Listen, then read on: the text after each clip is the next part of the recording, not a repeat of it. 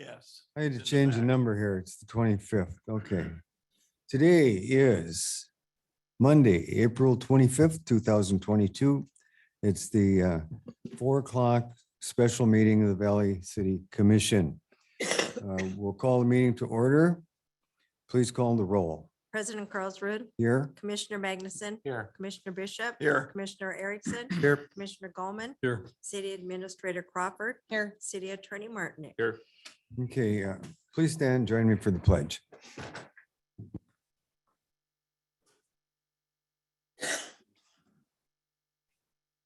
Pledge allegiance to the flag of the United States of America and to the republic for which it stands, one nation under God, indivisible, with liberty and justice for all.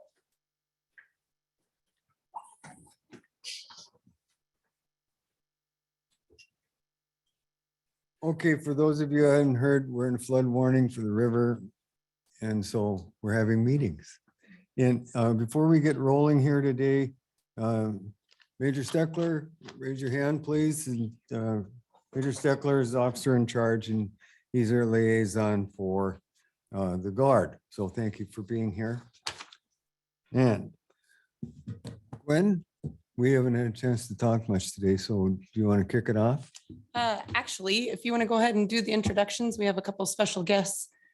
And then Who? Help me. that's great. I know that we had the person from the Armory, our gentleman that is our representative for Yeah, there. that's Major Steckler. Thank you. Okay, so I Yep. didn't know if there was, they said there was others here as well. So if there's anybody else, please stand so we can recognize you. Okay, so we just have Steckler here. Maybe they just weren't able to make it down here in time. So then I would like you to introduce Sue Lloyd, just so people can see Okay. who she is. And then if she has anything to say quick, and then I'll have you turn it over to Rich, please. Okay, very good. Where's Sue? Hi, Sue. Sue's our emergency manager. Nothing really going on in the county. Yeah, if you're gonna talk, you gotta be there. Turn it on. Speak directly into the mic. Can you hear me? Okay. Yes, we can. The county is sitting pretty good right now. We were out and about today. We took a couple of representatives from the Corps with us. Focused on the southern part of the county yesterday and today. Things are looking good. We have some townships that are keeping track of their damages, washed out roads, culverts collapsing, gravel wash going on. The main concern that I've been trying to keep up on is with the high soaring Eagle Ranch. Because if the river gets to 17.4, I believe it is, that first bridge is going to be closed off. And then 17, just a little bit higher in that second bridge. So they'll be landlocked. And we're going to try and get a count of the households down there and give them a heads up of what's possibly coming their way so that they have an idea if they want to get out of there, if they want to stay for the week. It's up to them, but we'll try and get a hold of them and let them know that that's a good possibility. Those bridges will be closing. Okay, so any questions or comments for Sue? Well, Sue, for being a person that 3 minutes ago said you didn't have anything to say, you did well. Well, thank you.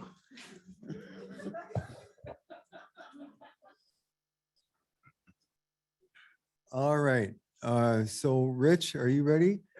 Okay.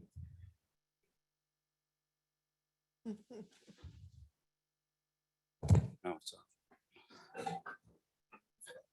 Okay, good afternoon. I'll just talk about the levies first. Currently, the contractor continues to install the levies. They are approximately 78% complete. It's between 8,000 and 8,500 linear feet that we're installing. We hope that, well, we think we know, and we will have the majority of all the levies complete by around noon tomorrow. The contractor, Strata, has indicated they're going to stop work at about 8 o'clock tonight. So it's been going really smooth. They're running a great operation. I don't know if any of you were out to the borrow pit and can see how they're cycling trucks through. It's quite amazing and interesting to watch. So Strata has been doing an excellent job. Really good quality levees being put down. So let's talk water. Right now, the pool elevation, the lake elevation at Bald Hill Dam is at 1266. So that's full conservation pool. So like in the summer, that's what the level would be. We did open up a little bit this afternoon because the river level and the stage in Valley City was dropping. So now we can backfill behind as the local flows have dropped. And so we're releasing approximately 3,800 CFS now. And so that should bring us up to a stage in Valley City of 16 feet. And we will hold that 16 feet until the temporary levees that were put in are surveyed and verified that they're at the right level. And then we plan to increase flows and get to an elevation of 17 feet in Valley City, because what we're going to attempt to do is draw down the reservoir again and create some more storage. We hope we can get 1.5 to 2 feet of additional storage in the reservoir. And you heard Sue just speak about, transportation south of Valley City. So that's why we're staying at 17 feet. So we don't cut anybody off, right, unnecessarily.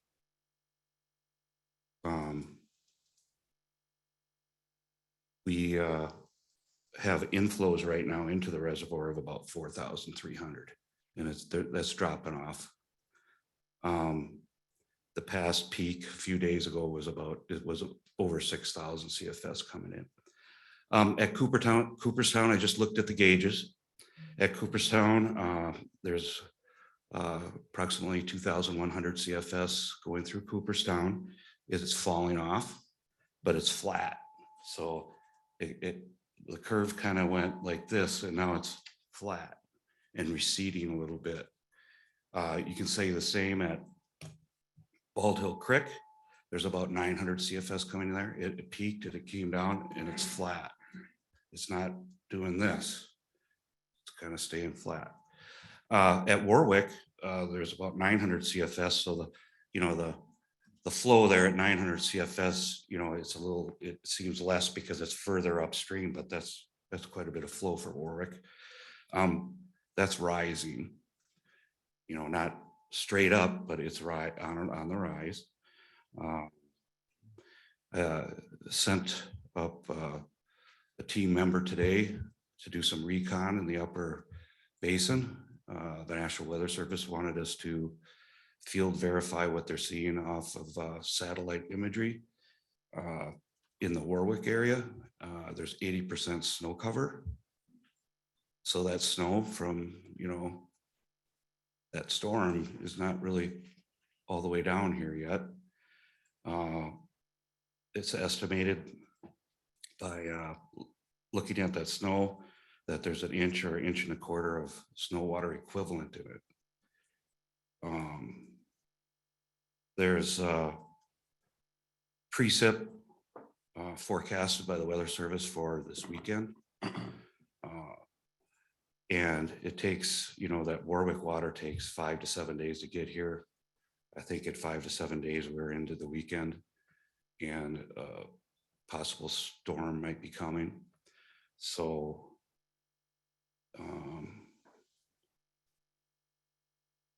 that's why we're doing what we're doing, right? Bringing the levees up, making sure Valley City is protected, trying to gain a little storage in the reservoir so that we can handle it. It seems like the last, everybody who lives here, you've been experiencing the last few storms, those Colorado lows, and they've been, kind of severe, or, and, hopefully the rain doesn't come this weekend. I hope the river stays low. That would be great. That's about the end of my report. Any questions for Rich? You have a question? Why aren't you using some of that 6 feet of extra story you got? Excuse me, who is it? Some of that 6 Who is it? feet of extra storage you Can he identify himself, please? Because if you were just, I was just explaining that there's still snow cover up in the upper basin that snow melt has not run off. And that's gonna come down here at the same time as a forecasted rain event. And with all that inflow, we need to have that storage available. But doesn't that extra 5 feet, doesn't it take more water to fill that? I mean, it's- Yes, it does. So, we will be using that in the scenarios that we're looking at. We will be going into that 5-foot raised storage. Absolutely. We're trying to, plan and have enough buffer to take care of this. Thanks, Richard. Thanks. Neil, to get your Thanks. question? Okay, thank you. Any other questions? Anything further, Rich? I think that the city of Valley City has been doing an awesome job in getting ready for this and preparing. And it's been a lot of hard work, and I just want to say good job. Thank you.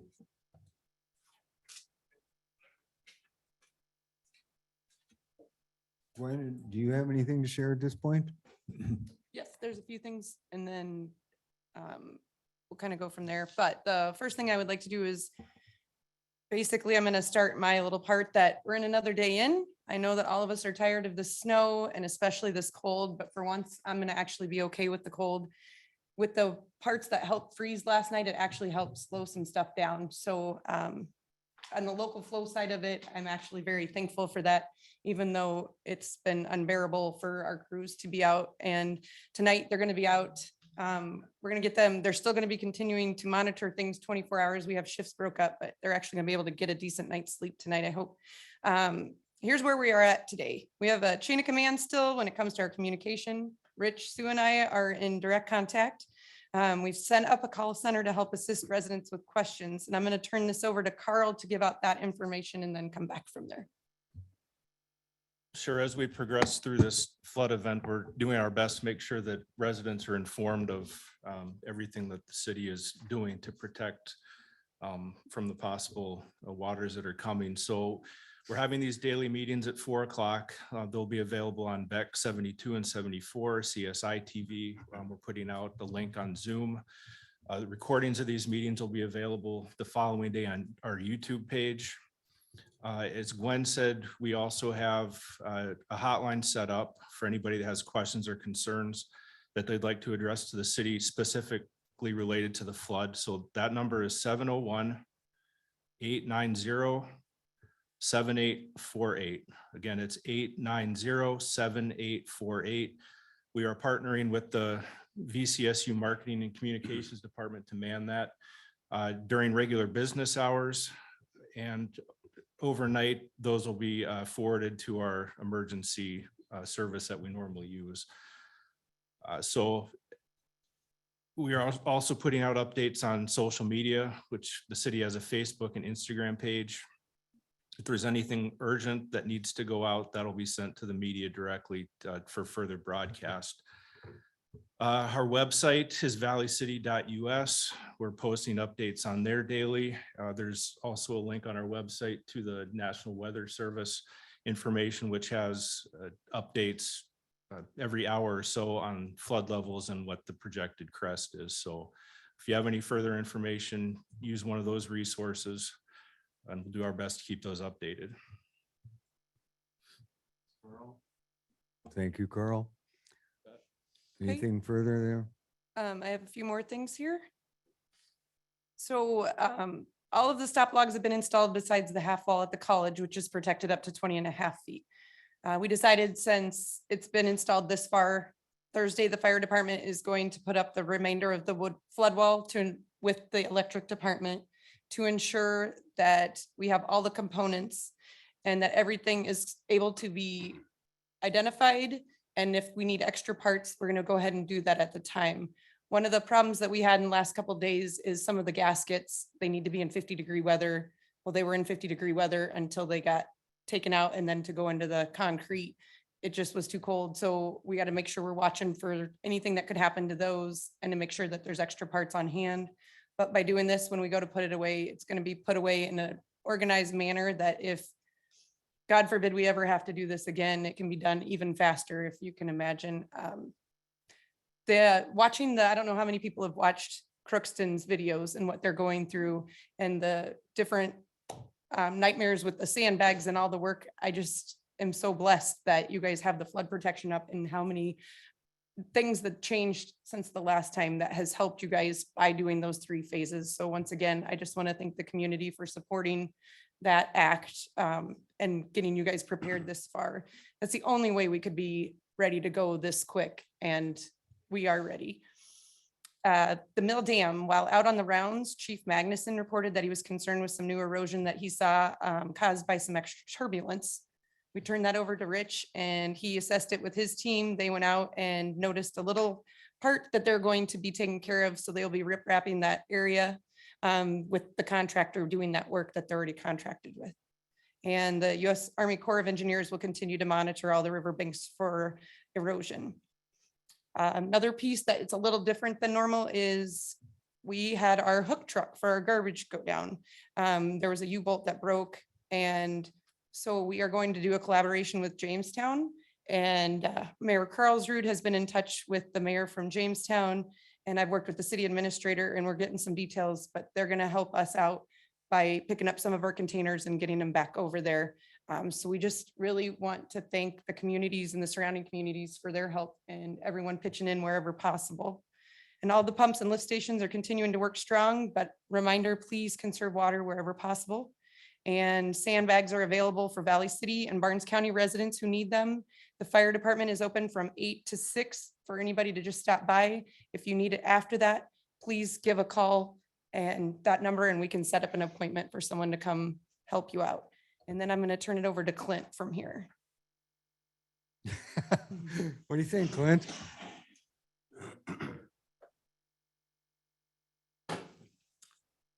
Just to reiterate what Gwen had said, we are catching up in a lot of areas where we had standing water. Thankfully, if the cool weather has helped us out there, we got a road back going into Swanky finally. We're catching up a little bit out by the golf course, Bjornson Golf Course. And yes, our lift stations are keeping up, but if you can conserve water would be a great help to us as the river rises and groundwater rises. We do get some infiltration. So to help alleviate pressures on our lift stations, conserving water would be appreciated. Clint, could you give an update on 10th Street? Is it Southwest? 10th Street Southwest, yes, there is a levee on half of the road, but the west half remains open. It is just basically down to 1 lane, and I believe that will be used for bus service for high school and elementary school. So be cognizant if you see a bus, just wait to let them get through there. That's about all I got. Okay, any questions? We have a question, Neil? Is there a chance you can get some road close signs up by the vocational school? You know, the cars that come down want to go across. Driving across it this morning when they were banking. Sure. All I could say is we could put a road close to through traffic through there, as there are a lot of residents that live there and might take a wrong turn or something. But yeah, we could put a road close to through traffic for any. There's 8 or 10 cars an hour come down there. Want to go across and now they can't. Sure. Yep. We should set can- up a toll there. Excuse me, Clint, I interrupted you. That's all right. That's all I have, unless there's more questions from anyone in the room. Okay, thank you. Gwen, are you caught up? I'm going to be caught up, but I would like if Chief Magnuson has anything to report, because I know he's been over there working with people and I have not had a chance to catch up with him today or this afternoon. We were out this morning. Scott? Okay. All right, then I see we have the park board, we have the county, we have the university and high school or public school. I know Josh wanted to share a couple of things, but if the rest of you do be thinking about it, and we'll have you come up after Josh. You have to come up here, Josh. You can't sit back there. Did you change your mind?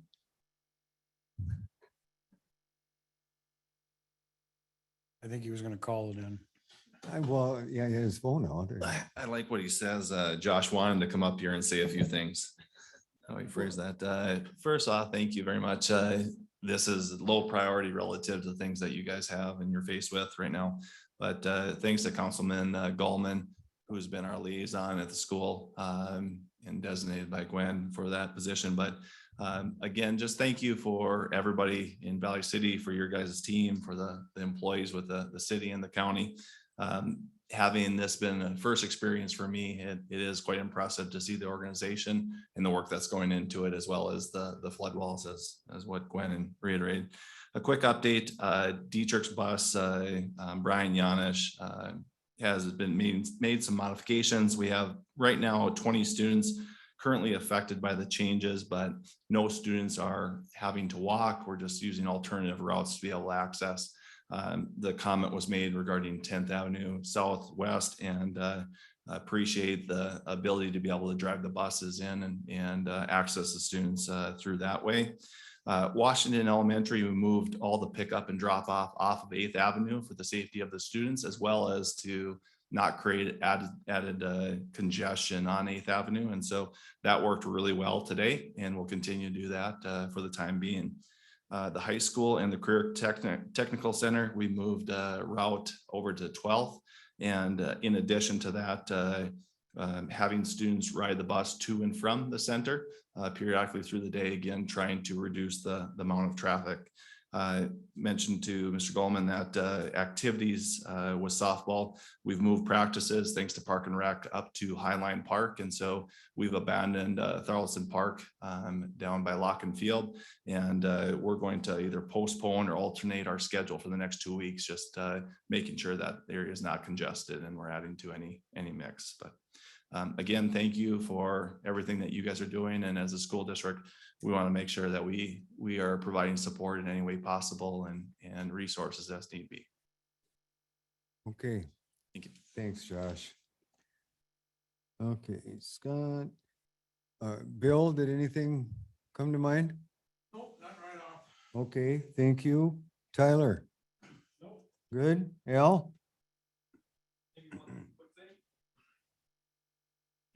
Well, don't hurry and hurt yourself now.